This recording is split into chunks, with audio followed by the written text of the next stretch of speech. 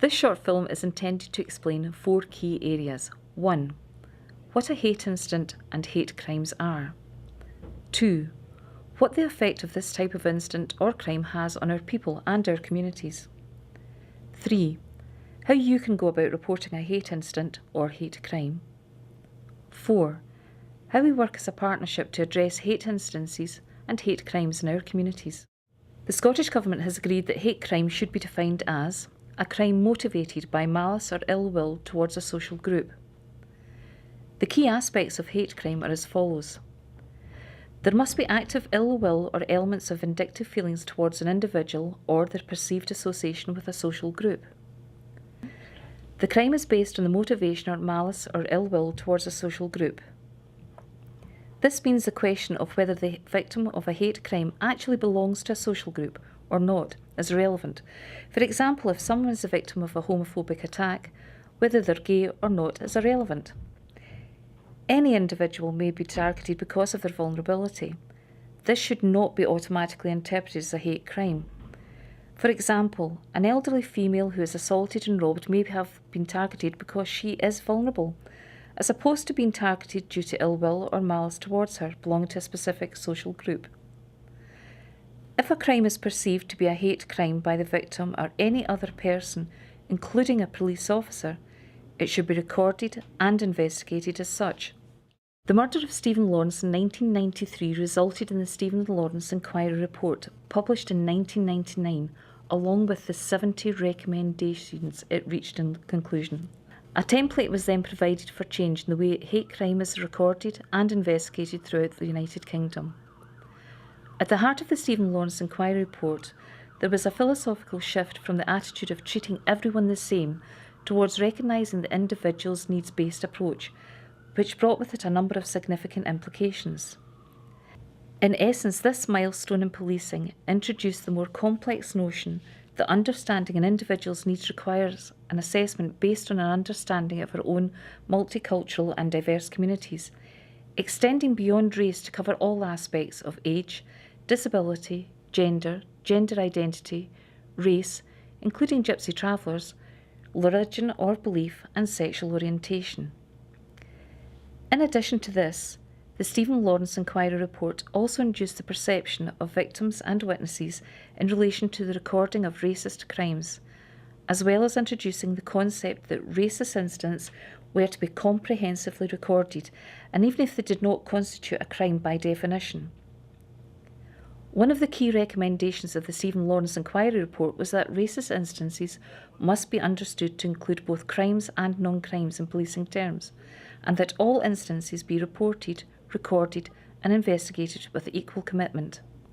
This created a distinction between the racist crime and the racist incident, being an incident perceived to be motivated by racism but where no crime has been committed. Hate incident. There will be occasions where instances occur where no crime has been committed, but the incident itself is perceived to have been motivated due to hate or prejudice. In such cases, these instances will be recorded as hate incidents. All details should be recorded on an auditable report according to individual forces' policies, procedures or recording systems, including details of the modus operandi, the reason for the incident being perceived as hate-related, and the level of investigation or action completed in respect of the incident. Therefore, a hate instance is any occurrence where a crime has not occurred, which is perceived to be a hate instance by the victim or any other person. Examples of this are a same-sex couple openly displaying affection in a shop, being approached by the shop owner and then being asked to leave because of this. The incident has been perceived by the couple to be motivated by homophobia, however no criminal offence has been committed. 2 Asian men of Asian appearance being refused entry to a nightclub on the grounds their dress is not appropriate. As there are no rules displayed as to dress code requirements, and this is left to the discretion of the store steward, the men perceive their refusal as being due to their ethnic appearance. However, no criminal offence has been committed. A shop displays a t-shirt for sale on which text is reproduced from the Quran. Muslims regarding reproducing text from the Quran as sacrilegious, as it's believed to be the word of God. However, the shop selling the t-shirt was unaware of this and withdrew the t-shirt from their stock. No criminal intent was present and no criminal offence has taken place. It should be remembered that these examples are only as illustrations. There are many more circumstances that may give victims rise to believe they're being targeted because of their identity, including local colloquial language or expressions or perceived membership of a particular group. This same philosophy, which was originally conceived to cover racially motivated hate crimes, now extends to cover all hate-motivated crime and hate instances. The aggravating factors place an onus on the court to take account of any element relating to prejudice to a crime or offence when determining an appropriate sentence. There are 5 areas covered by hate crime law in Scotland today. These are disability, transgender identity, race, colour, ethnic origin, nationality or national origins, religion or faith, and sexual orientation. There may be a number of ways in which victims and witnesses can report hate instances and hate crimes. You can do this on the phone, in person, or online. It's important to remember that in an emergency you should call 999. Speak with the police. Examples of when this should be done include where there is danger to life, when violence is being used or threatened, where there is serious injury to a person or serious damage to property, when you're reporting a crime in progress, or a situation that could quickly develop into any one of these. You can call Central Scotland Police to report hate instances or crimes which are not suitable for the 999 system on 01786 456 000.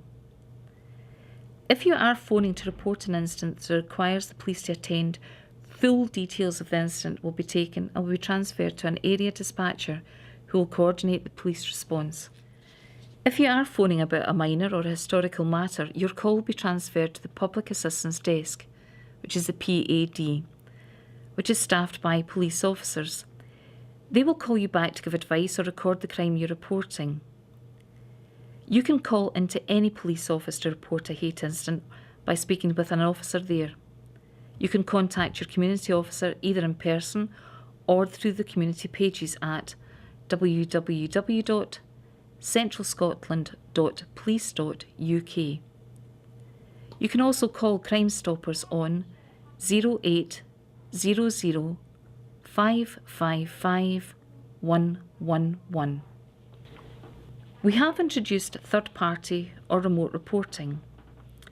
Remote third-party reporting allows a victim of a crime or incident or any other person to report the incident to a partner or external agency, which will in turn forward the report to the police. The external agencies are able to offer support or advice and to signpost to other agencies that can offer this support or advice, therefore acting as a formal or initial link between you and the police. These organisations offer an alternative for victims of hate crime or any other persons to report details of a crime or incident, instead of reporting matters directly to the police. Creating this opportunity helps us to reduce real and perceived barriers to reporting and to get closer to the communities we serve. You can make a report to any of the MAHRS partners. Each partner supports and facilitates the reporting, recording and monitoring of a hate incident through a standardised procedure. The strategic partners are Central Scotland Fire and Rescue Service, Central Scotland Police, Central Scotland Racial Equality Council, Clackmannanshire Council, Crown Office and Procurator Fiscal Service, Falkirk Council, Forth Valley College, NHS Forth Valley, Stirling Council, University of Stirling and Victim Support.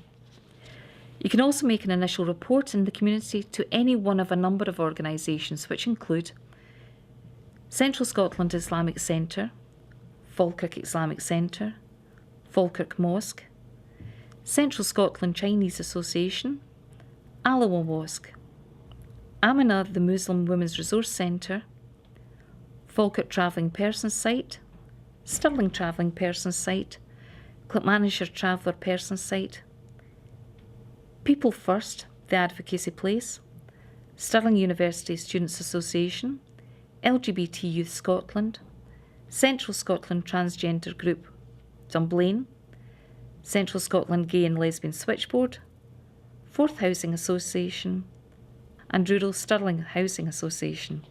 You can get all the contact details for these organisations at www.stophateincentralscotland.org.uk. You can get access to all of our reporting forms online at this website too. We're a partnership of public bodies and organisations in Central Scotland who are committed to working together to tackle hate instances. The MAHRS Multi-Agency Hate Response Strategy Partnership recognises that some individuals and groups in the community are attacked, harassed and intimidated because of prejudice relating to racial identity, religion, disability, sexual orientation or transgender identity. Multi-Agency Case Conference. MAHRS procedures for tackling hate instances allow for the calling of a multi-agency case conference. The aim of a case conference is to allow the victim of a hate incident to meet and discuss the issues with agencies and or community groups in an attempt to address the problems being encountered. Case conferences will normally be chaired by either Central Scotland Racial Equality Council or Victim Support. In the event of being considered inappropriate by the partner agency, this role will be undertaken by a third party, an independent body to be agreed by the victim and all agencies involved in the case. The issues under discussion and requiring to be addressed dictate the range of partners involved in a case conference.